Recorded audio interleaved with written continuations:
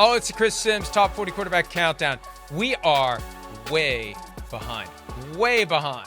So we are going to try to expedite, and we will defer at all times to the list as it's unveiled, one quarterback at a time on the Chris Simms Unbuttoned podcast. There is 35 through 32. 31 is available. 31 is available. We'll talk about that coming up. Let's start, though, by focusing on the backups on the list. Right. Jameis Winston at 35 and Sam Darnold at 33. Well, we think Darnold will be the backup, but we don't know. We know Winston is the backup to Deshaun Watson. Right. Unless and until Watson is injured. Darnold may or may not be starting week one. What do you think the greater chance is this year? That Winston ends up playing or Darnold ends up earning the week one starting job? Yeah, I don't think Darnold – I think J.J. McCarthy's NFL ready, right? We've seen how Kevin O'Connell can bring quarterbacks along. He had no problem throwing Hall out there as a rookie last year when Kirk Cousins got hurt. Well, that didn't work out very well. Well, it didn't work out very well. But we know it worked out with the other quarterbacks they had well enough. J.J. McCarthy, of course, is more talented than them. I think his pedigree's better, everything there. I expect it to be him. But Sam Darnold still has starting caliber talent, right? His biggest problem in his career is he just needs to be on a team that's kind of good and he can get some consistent play, right? That's his biggest issue. And if he does get a chance on an offense like this, he could take the reins and go, hey, look, I'm pretty damn good, and that could lead to something better in the future. Jameis, no way does he, start unless the wheels completely fall off, or Deshaun Watson's played 12 games in 3 years. I just want to say that there again. Really 11. One, he only played a few plays, right? Jameis Winston is kind of like Joe Flacco-ish, where if he got in, I'd be like, uh-oh, watch out, because he's going to let it fly and go. He's still got starting caliber traits as well, Mike, but he's a little reckless, and he eats W's. Well, look, the Browns have to figure out what the short-term and long-term situation is. It's a big year. High pressure on him. We've talked about that before. I think Flacco would have been a better alternative to Winston, but the problem is Flacco is too good of an alternative to Winston because he then becomes a preferred alternative by the fans to Deshaun Watson. Exactly. With Darnold,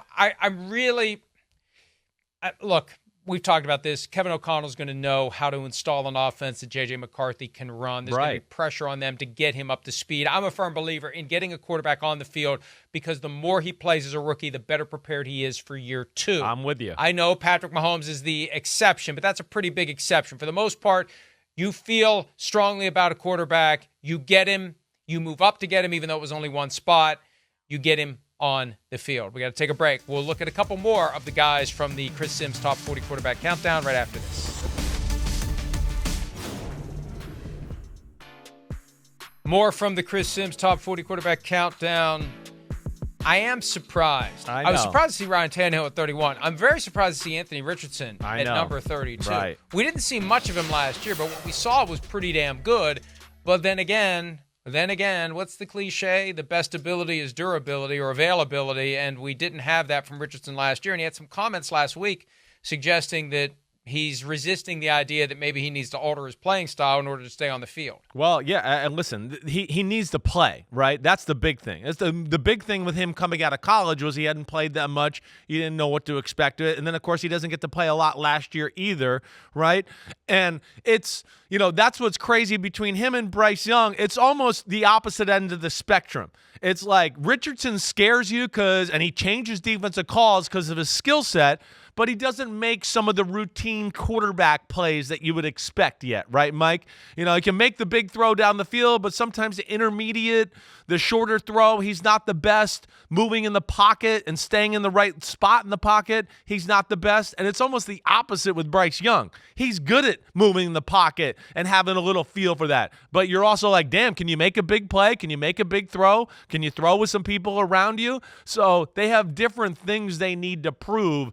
Richardson is being to play quarterback. It's still so raw when you go back and watch him, Mike. That's the big reason he's still at 32. And look, it gets back to what we said earlier. The sooner you get the guy on the field, the sooner you get him the reps, the sooner he gets comfortable, the sooner he gets to his ceiling. And with Richardson now, the question is, can he find that balance between getting the most out of his ability and staying healthy? Do you think Ryan Tannehill is going to be on a roster week 1? I do. I think he's going to be that guy where a team goes, wait, we're good. Our backup's not good enough. We need to get somebody like him. And, of course, if there's an injury, Ryan Tannehill is going to be the first guy that's called.